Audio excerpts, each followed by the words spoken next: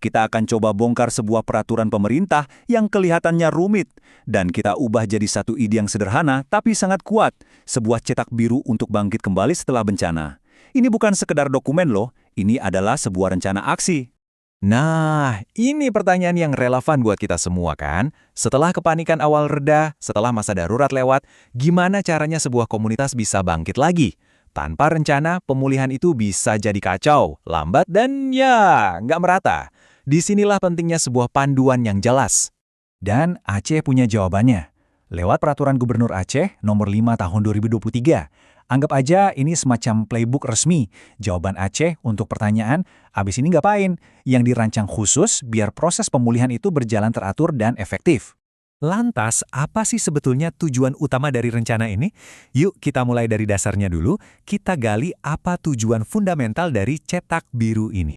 Jadi intinya, seperti yang dijelaskan di pasal 2, adalah untuk menciptakan satu acuan yang sama untuk semua orang. Gak peduli itu pemerintah, masyarakat, atau para pengusaha, semuanya kini punya panduan yang sama. Artinya, gak ada lagi tuh yang jalan sendiri-sendiri. Semua bergerak ke arah satu tujuan, membangun kembali dengan lebih baik dan lebih aman.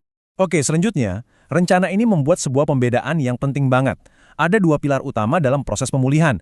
Dan ini bukan cuma soal istilah ya, ini dua konsep yang benar-benar beda. Coba kita lihat definisinya langsung dari pasal 1.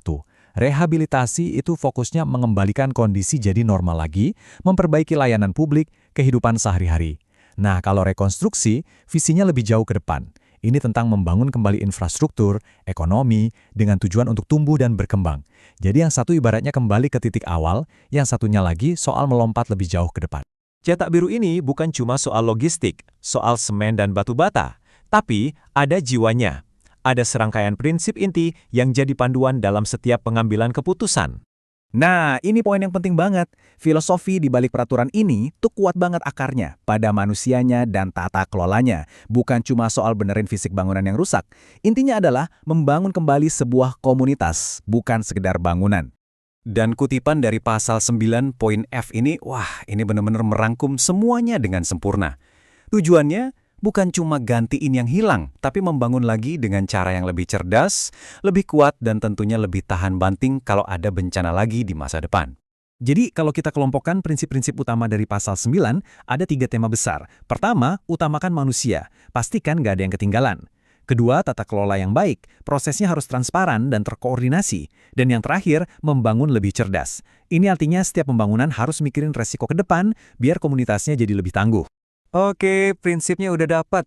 Sekarang kita masuk ke bagian yang lebih konkret. Apa aja sih yang secara nyata bakal dibangun kembali menurut rencana ini? Pasal 8 ngejelasin 5 sasaran substansial ini.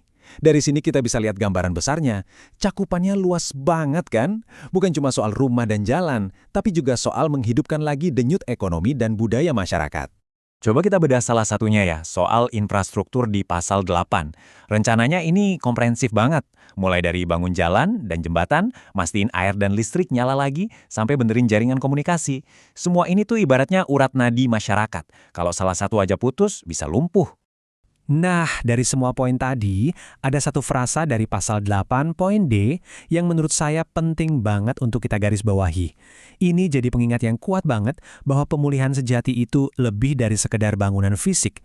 Ini tentang menyembuhkan luka batin dan menyalakan kembali semangat kebersamaan sebuah komunitas.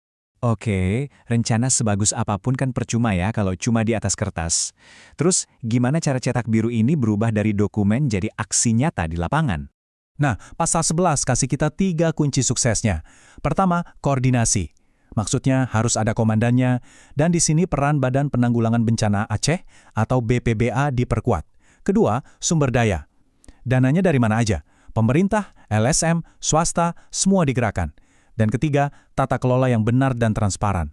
3 pilar ini yang jadi penopang implementasinya. Jadi, mungkin inilah inti dari semuanya. Seperti yang dijelaskan di pasal 10, peraturan ini menciptakan sebuah sistem di mana semua pihak, pemerintah, komunitas, LSM, swasta, bekerja bareng dari satu buku panduan yang sama. Ini yang membawa keteraturan di tengah potensi kekacauan setelah bencana. Dan ini membawa kita ke pertanyaan penutup.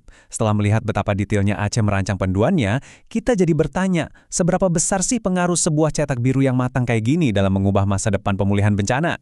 Ini bukan cuma tentang Aceh loh, ini adalah pelajaran tentang kekuatan persiapan dalam memberi kita pijakan yang kokoh saat menghadapi hal yang tak terduga. Sebuah pelajaran yang mungkin perlu kita semua renungkan.